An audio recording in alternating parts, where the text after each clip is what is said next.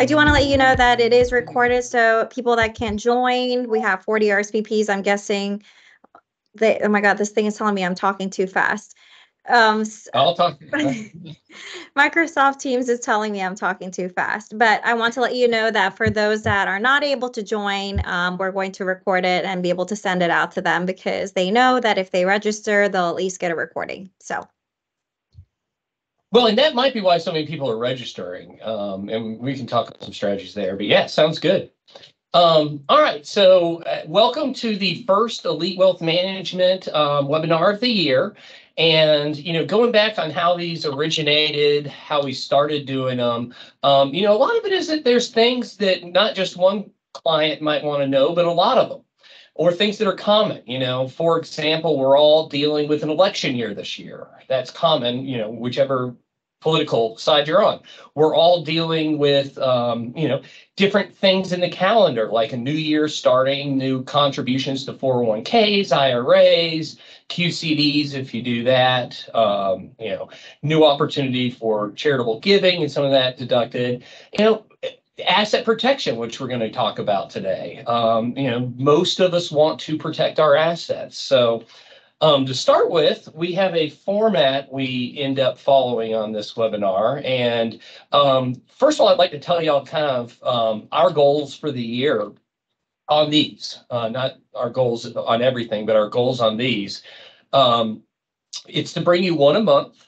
That'll keep you, well up on what's happening with the economy and in our portfolios. An advanced planning idea every month, which is also an idea of how to make your money go further and work better for you, whether it's investment related or not. And that's what we're going to talk about, asset protection strategies today. And then also, when able to, and I'd like to get y'all's help on this, if you know anybody that'd be good to interview a subject matter expert. And part of that is, people that are really deeply educated on things like Social Security, taxes, for example, or, some type of estate planning attorney, those types of things. So if any of y'all have or professionals and other experts that you would recommend us interviewing, please make those connections and let us know. Okay. All right. So with investment consulting here, we are going to talk about that from a very high level view. And let me tell you, when I say a high level view, what that means for our clients. So, like I said earlier, we're all dealing with the same economy. We're all dealing with the same financial markets.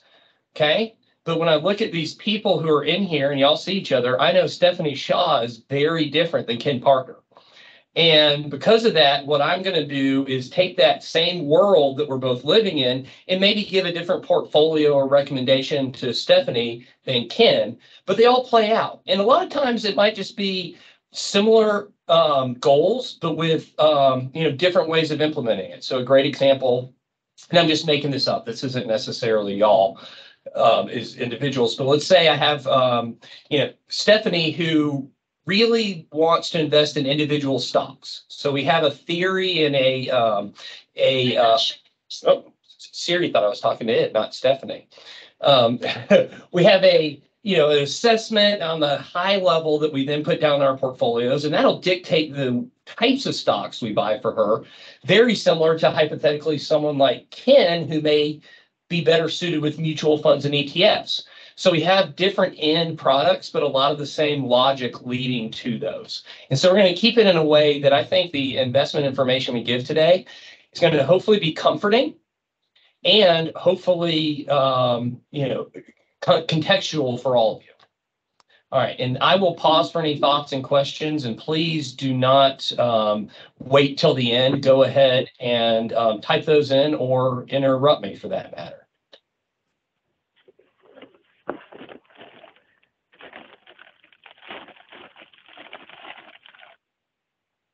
All righty, let's jump back in.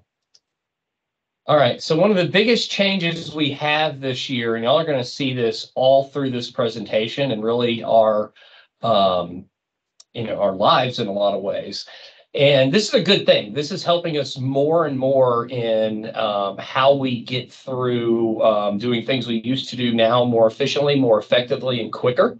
And that's AI when used well. And so I just wanted to give you all something funny happening now. We have on AI, some tax planning, some estate planning tools that I'm going to get into today that are new, and really without technology, we couldn't do it. But then the funny thing is, just so y'all know, as I'm presenting, Juliana asked me to do this for the first time I've ever done it, which is an AI speaking coach as part of Teams. And so just to let y'all know, it'll send us little notes like you're talking too fast, or don't forget to ask questions, all that type of stuff. So let's see if that helps or hinders the process. But it definitely told me to ask questions if y'all had any questions after I'd been talking for too long. So there we go. All right, let's jump into what's going on here. We're going to do equity markets first and then fixed income markets. And know that a lot of things are, not maybe a derivative of one of these, or a hybrid, or, something like real estate that's totally different. But let's go ahead and just dive in. All right, so what are we seeing in the equity markets? And this is just one slide. This isn't everything, obviously. First of all, one number you often hear about is jobs. And how do jobs in the stock market correlate? And often, not all the time, they do correlate. And you'll look here on this slide and you'll see a number of job openings and performance of the S&P 500. Now, what's interesting, and you're seeing this now where they kind of, spread out from each other, that's not always bad for stocks. In fact, what happens, and you'll find this with job openings, is if we get too few of them, sometimes that can make the stock market go down. Look at it. However, sometimes if we get too many of them, that can also make the stock market go down.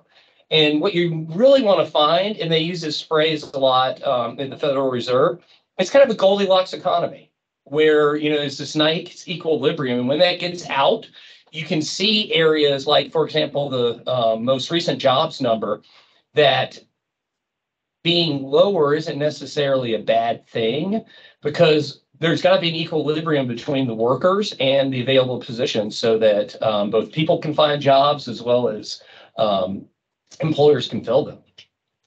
Otherwise, unemployment gets too low, it can be hard on employers. Unemployment gets too high, it can be really bad for consumers. What you're seeing here is a chart going back to 2000, and what you'll notice is we're starting to get closer and closer to an equilibrium. There was a mismatch coming out of the Great Recession in 2008, and then of course the COVID mismatch, which it was just because of how quick things went south back in 2020. And now we're starting to get back to a little bit more of an equilibrium, which is going to be great. And this is between unemployment and openings, right? So, in a perfect equilibrium, we have the same number of jobs as we do people that want jobs. That's not going to last very long. It's going to tilt one way or the other, but it just can't get too far out of balance. So this is overall pretty good to me. Then one of the other things we talk about is, what is the difference between our GDP and gross domestic income? Remember, those are two numbers, but we're looking at it here on the right side. What has been going on with GDP on a quarterly basis? And what you'll notice is it does look like it was lower at the beginning of 2023, but then that picked up. And so again, that gave us those headwinds we had, or tailwinds, excuse me, in November and December. And so one of the things I'll throw out here, notice where this stops on the GDP. That's always a back-looking number, but I would not be surprised if for some reason we find out something about the fourth quarter that may surprise us on the upside a little bit, and then look at that back and go, okay, that's why stocks rallied. And I do want to put this in some context too. When stocks rally like they did in November and December, you got to realize that on an annualized basis, what can happen is maybe in a given year, you gain 10%. However, it's possible you made all that money in 1 or 2 months. So what that would say is, in a year like last year, which was true, first half of the year didn't do so well. Then it started to pick up, and by the end, it was a good year. But what you really had was just 2 or 3 good months that made that happen. And that is so much of why we stay invested. Also, and this is something we look at with spending, because the monthly unemployment and those types of numbers matter differently if people have savings on hand or not. So, for example, if you lose your job, but you have $1 million in the bank, you might not have a problem. But if you lose your job and you only have $1,000 in the bank, you better find one pretty quick. And so what we're looking at here is now a point where people have started spending down their savings. And we really think that's a lot of why people are getting back into the labor market, but it's something important to watch. Back to that same number we were talking about with the balance between unemployment and job openings is, with spending. If people save too much, it's good on a personal level, but bad for companies. Companies are better off when people spend. But if people spend too much, then that can run them into debt and end up at a point where they have to stop spending, and that can be bad. So we're looking for kind of that, yet again, Goldilocks area, and we're getting closer. Now, this is a big chart right here. And we're going to spend a little bit of time talking about the Fed funds rate. We get asked this a lot from our clients. But first of all, before we get into that, we talked a lot about unemployment, kind of the individual side. Any thoughts and questions for any of you guys?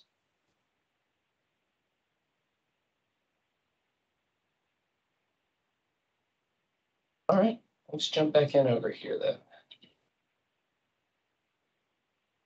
Okay, Fed funds rate. All right, so there are a few ways to predict where the Fed funds rate's going to go. There's one, you can just stick your finger up in the air and have a crystal ball. That's usually not the best. There's watching the economy and inflation, and that can give you some type of a predictable oversight or idea. And there's what's called the futures markets. And future markets is basically when people go out and hedge interest rates. And why would they do that? For example, if I'm General Motors and I know in 2025 I'm going to have to put $100 million into capital improvements so I can build new cars. Well, my ability to borrow money in 2025 is now important to the long-term interest of my business. So they're going to go out and hedge that just in case rates are high and they're not able to get credit at the place they can now. It can go in the reverse. And so what we're having here is a chart of the Fed funds rate where it's been historically since around 2000. And then what you'll notice is the futures market is predicting a pretty good decrease between now and 2025 and even longer term. If inflation gets back to somewhere between 2 and 3%, that curve those predictions look really good. The question is when. And I do think we need to all go ahead and, brace ourselves a little bit. If that doesn't happen as fast as the market, quote, predicts, you're going to see some volatility. But it's going to happen eventually, most likely, or if not, something else will come along and be a catalyst for the economy. And I would say with that in mind, if it happens, a little bit later, getting yourself positioned to benefit from that when it happens is really important. So we're doing that on both the fixed income and the equity side of the portfolio. And so our equity thesis, this is kind of just to sum all that up.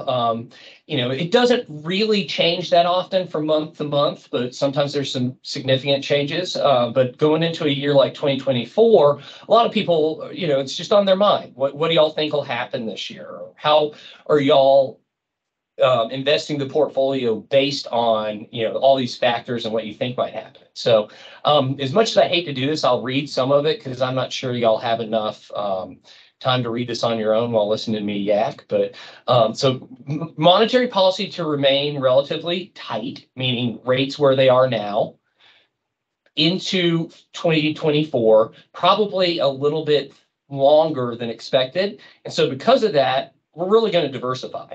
If we felt like rates were going to go down, we would tilt the portfolio more towards growth than a balanced or value approach. But if they don't, that could hurt. And so the right answer here is more diversification. Unless we've already had a recession, and remember what I'm saying there is in the past, the GDP numbers, things like that, they're often past looking numbers.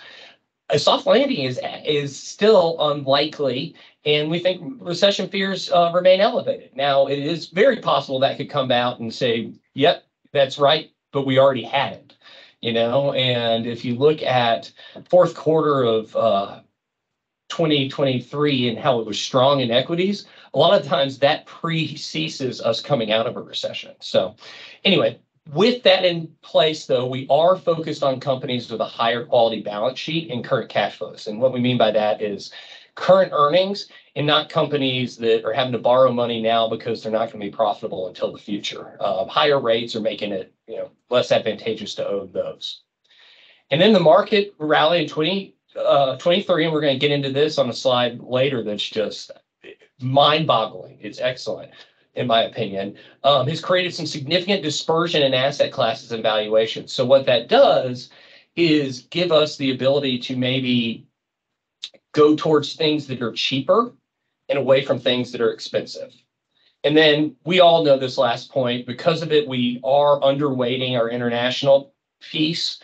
I would say being a person that believes in efficient markets and also the power of diversification, we don't ever want to take that piece 100% out of the portfolio, but we are lowering it due to geopolitical risks. All right, thoughts and questions on that?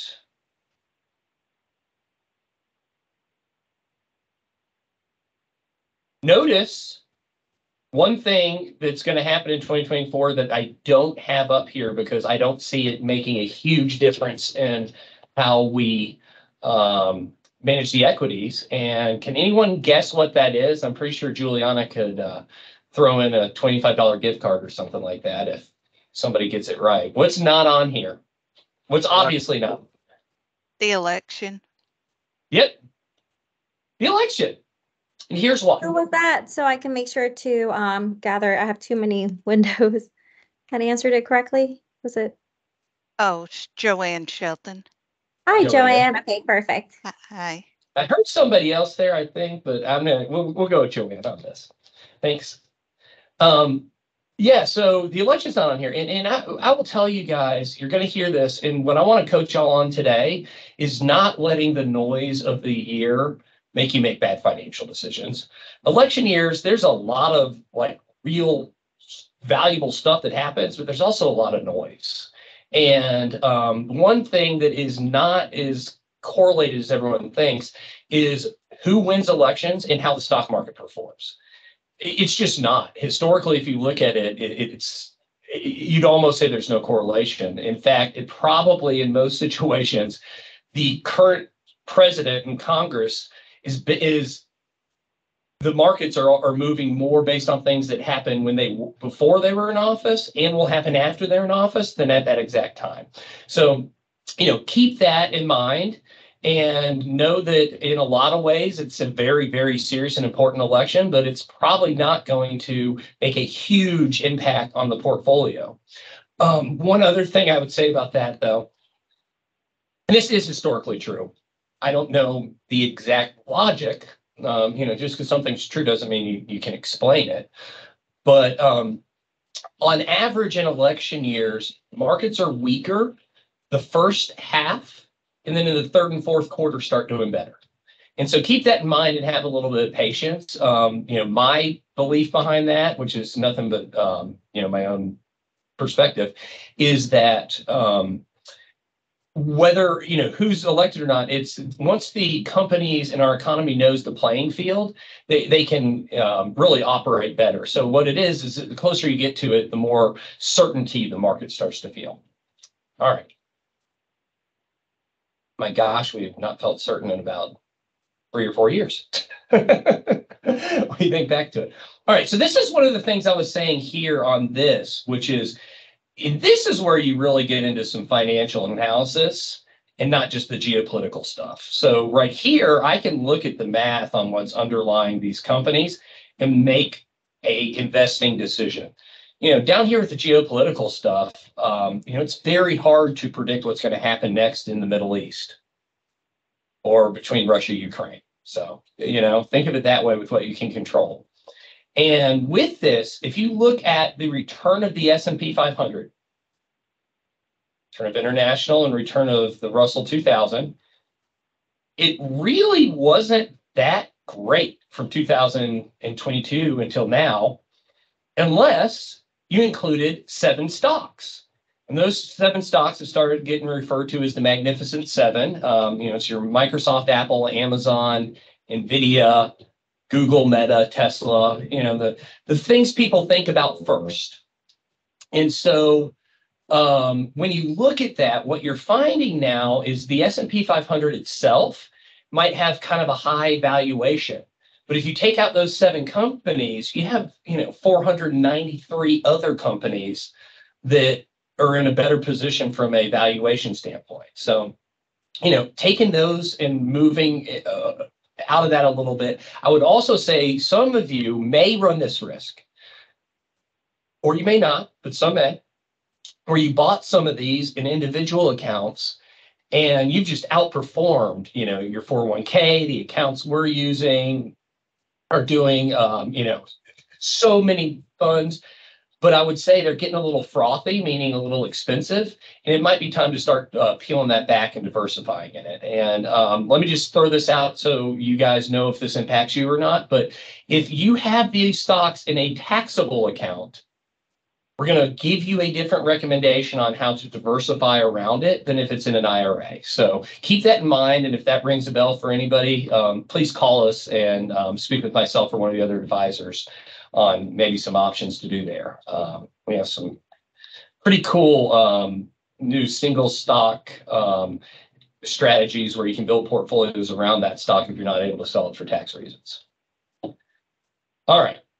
And then this is going into this year, one of the dumbest things about Wall Street is they always like to make their beginning of the year targets. And, I swear CNBC wouldn't have anything to show if all they didn't, if they didn't spend all this time talking about people's targets that don't mean much.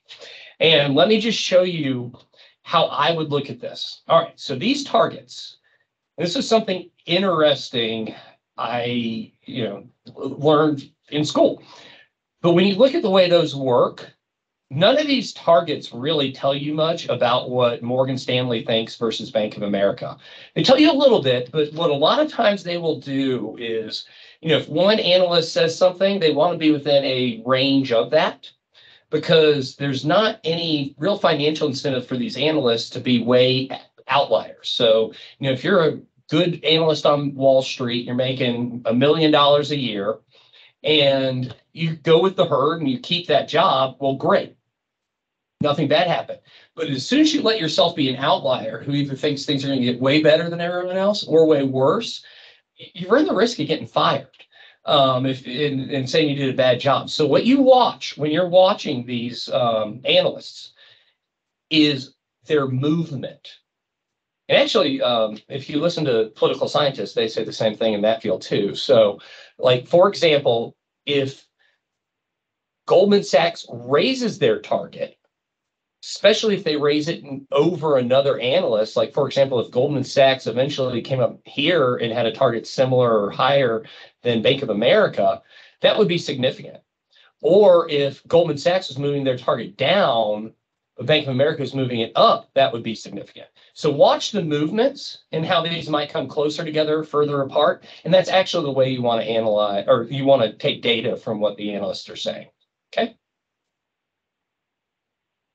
All right. And then I just wanted to show this. This kind of goes back to this slide where you take the Magnificent Seven out.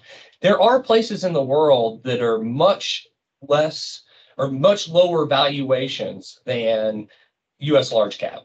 And when you think about it, U.S. large cap really deserves a higher valuation. And what I mean by a valuation is, let's say your stock cost, $1,000 a share, and you earn as a company $15,000 a year, then your valuation would be, all right, you're paying, 15 times earnings. That's the most just generic form of a company that owns one share of stock. But what you look at here is, these are a little bit higher. None of them are outside of the historically normal range as far as these two right here. And you go to these guys, and these areas are really good from a valuation standpoint. And so what it's just showing us is the reason why, even though these have been so good, we still want to diversify a little bit. Plus, it's showing some opportunities in the, I always think of it this way, where you're driving a car. Is it an opportunity in the when the windshield, or is an opportunity in the rear view mirror? And this is showing us where the opportunity might be in the windshield. All right. And then now we're going to jump into some fixed income. All right, so I'll pause real quick for any questions before leaving this, because I do think that's, sorry, I was trying to go back. I do think this and some of the last couple slides are pretty significant.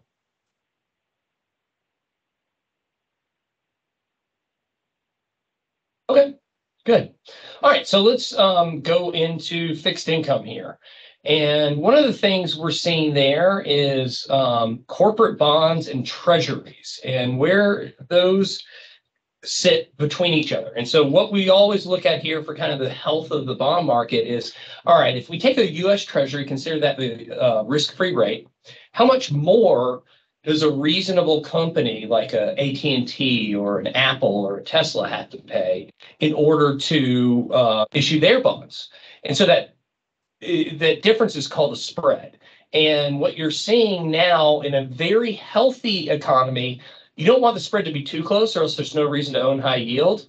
But you don't want it to be too far away, because what it tells you from a market standpoint is if it's too far away, there's a lot of credit risk there. And what we're seeing now is the high yield and corporate bond market does not appear to have a lot of credit risk. And, the spread's a little bit less, but that's showing us that there's really a belief from the market that the companies that are currently issuing debt are in healthy positions.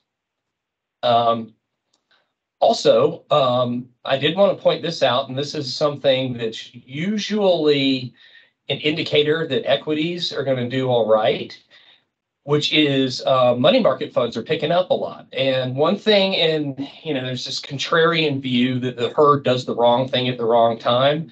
Not 100% of the time true, but it's probably true 60 or 70% of the time, which is, enough if you're running a Las Vegas casino to pretty much know that you're going to be in the money. So with this, money markets, and I think they're actually a good place. And I'll tell people where I'm looking at money markets for them right now.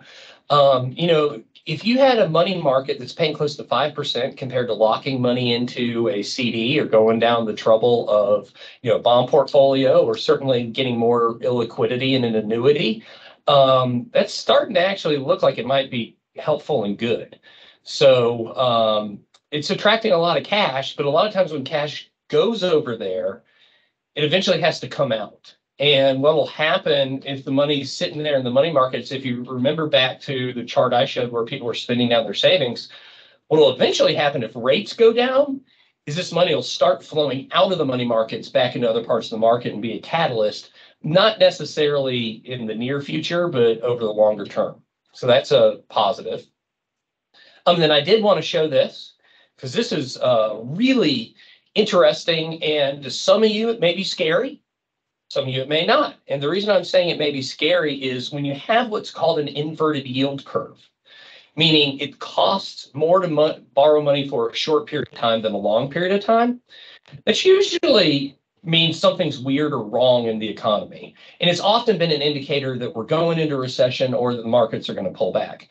What I think you're seeing here, and this isn't necessarily as bad as it has been in certain times, is you're seeing, because of the high Fed funds rate, 1-2-year debt is at a high rate. But then the way you see it come down is basically the expectation. And what this is telling us is that rates will go lower, but I just want y'all to hear this loud and clear. Not David Elder's view. What this also means is the market, it says, it believes inflation is going to mitigate and go down over the next year or two. Doesn't mean the market's always right, but that's what this chart is saying by lowering borrowing costs. Because when inflation's low, you don't have to charge a high interest rate to get a real return on your money. And so you view that over this time frame. And what I will tell you guys we're doing for our clients, at least right now, is we're buying a lot of debt that pays at this area. And then we're kind of going out to this part. So we might have a combination of like 2-year bonds and 20-year bonds, but completely ignore like a 10-year bond. And the reason for that is that way we're out of the dip. And when we're in this time frame, if we go ahead and get that longer dated note now, while these are all paying less, we can sit there and clip that coupon. So it's a really great time to be getting into the bond market. It's one of the first times in over a decade that I can think about where I could say reasonably I could see a 6 to 9% return next year in the bond market, potentially. And boy, it's been years since you even got above 3. So that's really good. And it gives us as a portfolio manager and you as an investor just more places we can make reasonable money. And here's why I'm saying I think you could see that 6 to 9 to 10% type of return in bonds. And this is showing what happens if interest rates fall by 1%. Okay. And so let's go back here and talk about why this is an interesting stat and people might run into money markets at the wrong time. All right, it's very convenient and easy now, but let's say you had your money in a money market versus some of those bonds we talked about, okay? Well, if rates go down by 1%, guess what? Your money market's going to start paying 1% less. So now your money market was paying 5, it's paying 4. You know, same thing for new bonds, not for the old bonds you might have been holding. Then, if rates fall, look at the positive return here that you can get out of these bonds. So if we own a 30-year treasury and rates go down by 1%, we could make a 20% capital appreciation return. And remember I said we aren't owning a ton of those, but certainly stuff in this range is very, very realistic. And then down here, the bigger returns here, these describe a what would happen to more of the high yield corporate type bonds. And then on the other side of this chart, this is an interesting one. What happens if rates rise? So now you see where the bonds could offer danger. Okay, and this is where maybe the money market is the wise choice. You know, what kind of downside potential if rates go up 1%? And one thing that's awesome is when you look at like this range and even this range, where you look at that it would actually make money, that's not a significant loss. And then the coupon that would be generated at that point would actually be higher. So what I mean there is if a bond is paying, you know, let's say the U.S. Treasury is paying us 5% and it goes down 4%, you're still netting 1. And that's a nice cushion that we didn't have a year ago or a year and a half ago when rates started going up basically from 0. So I thought y'all would find this interesting. And you know, one of the reasons that we're finally a little bit excited about bonds. Thoughts or questions from anyone?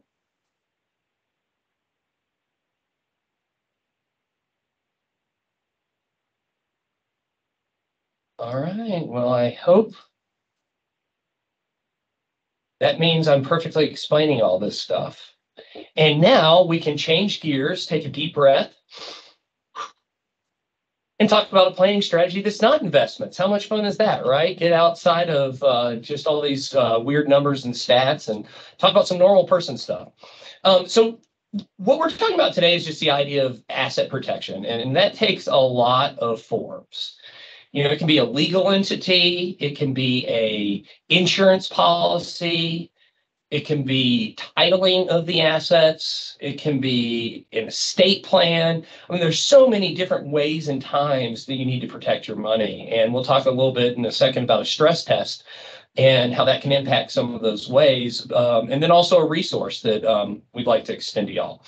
But first of all, what is the aim of asset protection?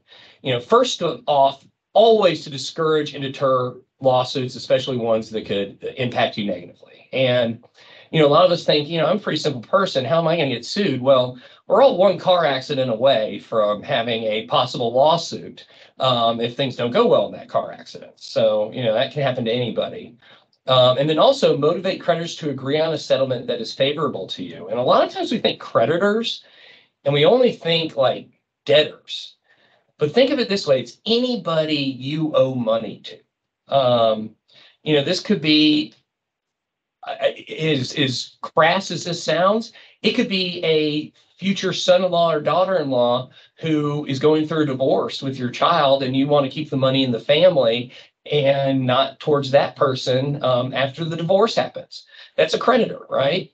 It could be somebody else you owe money to, that, and this would be why, for example, with real estate, we want to title it in an LLC so that they can't sue. If something happens to that property, they can sue the LLC and they can get what's in there, but they can't come after your own stuff. And a lot of you guys, I know people on the call, for example, with beach houses, lake houses, rental properties, that all factor into that. So all right, what it makes a good asset protection plan? I would say a few things. First, be flexible. Don't think just because you have a solution in place that it's the best solution. I'd review it. And also don't think just because you've been doing, the same insurance, Farmers or State Farm for years, that's the best to stay at. There may be reasons to stay there outside of price. And I would say this on the flexible, really review either with myself or an insurance expert or an agent of some sort to make sure you have the right coverage and not just the right price. Too many people shop their asset protection on prices. Use multiple asset protection strategies. So an idea there is, you protect wealth to the next generation in your estate plan. I protected myself on the road with my car insurance, and maybe I protect myself in my business by putting it in an S Corp or LLC, those types of things. You want it to be cost effective, and you have to always balance that. What is more cost effective, using legal routes or using insurance routes?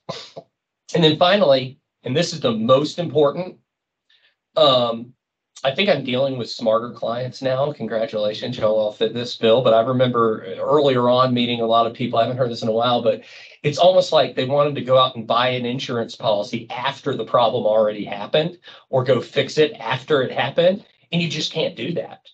And it can be, I'll give you a good example. One lady, she ended up getting in a car accident with a school bus. And, after the fact, she wanted to kind of change her liability coverage there just because that was such a high risk accident for her due to the fact that there was a lot of people on there and they were children. Well, she couldn't do that, and so going forward, she'd learned the lesson. I need to have higher limits and an umbrella policy and stuff like that, but you can't do that in reverse. All right. And I would say schedule reviews and a stress test. And a stress test is something, y'all have heard me talk about this phrase a lot if you've attended these. I didn't realize how, honestly, and this, I think this will stand out to me, and I apologize if you have to hear this over and over again, but, until I die, how thorough, wealthy, and extremely wealthy people are on their stress test. And, certainly COVID showed that to me when you had, people in the billionaire sect basically having a completely different experience. And even to the point where people like Bill Gates had almost become like experts in what to do with a pandemic, while most of us, like myself, weren't even thinking that's a possibility. But, they thought, all right, I've got all this stuff. What could come and screw it up? Oh, darn pandemic. But think of things, is it a child going through a divorce? Is it a child having a car accident? Is it you or your spouse falling and getting hurt? All these things. And then, weigh them out and have a solution. And we're not gonna go, just crazy here. Like, what are we gonna do if China sets off a nuclear bomb on the United States? I mean, but let's go into stuff you can control. What does happen at your lake house if someone falls off the dock and, is injured, right? And I mean, some of it could be as simple of a stress test as, all right, instead of buying more insurance, let's just go fix that set of stairs that could cause the problem. And then there's this other resource I want to tell you all about here, because so much of, in my opinion, asset protection is also estate planning. And that can be things done through things like trusts to control money while you're from the grave. Meaning, all right, I've passed away, my kids have inherited this money, but, they get X amount per year or have to hit certain stipulations to get it. One thing I would say, because we get asked this a lot, is what is the difference between a revocable and irrevocable trust? And here's the difference. And you need to think about this. And then if you're going to do one or the other, do it, the way that's suitable for you. But a lot of people will move their assets into what's called a revocable living trust. And they're not actually protected because they still have complete access to those assets. And they don't realize that. It's only if it's an irrevocable trust that it truly protects them. And so what's the difference there?